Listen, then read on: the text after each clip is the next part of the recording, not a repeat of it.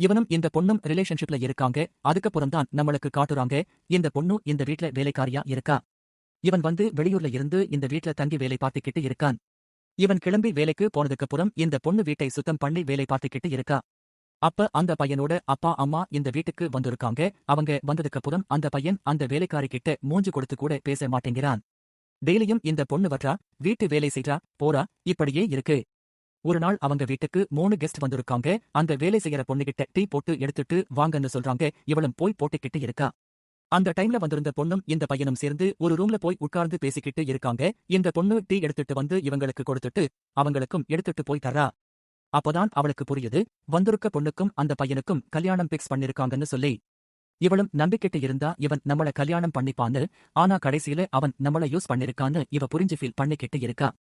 அந்த பையனோட அம்மா அந்த வேலை செய்யற பொண்ணுக்கு ஸ்வீட் கொடுக்குறாங்க. அவளும் அதை எடுத்துக்கிட்டு லிப்ட் கிட்ட போய் நிக்கிறா. இவள மாதிரியே வேலை செய்யற இன்னொரு பொண்ணும் அங்க பக்கத்துல வந்து நிக்கிறா. அந்த பொண்ணு பேக்குக்குள்ள இருந்து ஒரு புது ட்ரெஸ்ஸை எடுத்து காமிச்சு, இது நான் வேலை செய்யற வீட்டு அம்மா எனக்கு கொடுத்தாங்க, நல்லா இருக்குல அப்படின்னு கேட்கும்போது, இந்த பொண்ணு காட்டுறா இங்க கிழிஞ்சிருக்கே, இதெல்லாம் பரவாயில்லையான்னும் போது, நம்மளுக்கெல்லாம் கிழிஞ்ச ட்ரெஸ் தானே கொடுப்பாங்க அப்படின்னு உடனே இந்த பொண்ணு ஆமான்னு சொல்லி ஃபீல் பண்ணிக்கிட்டு இருக்கா.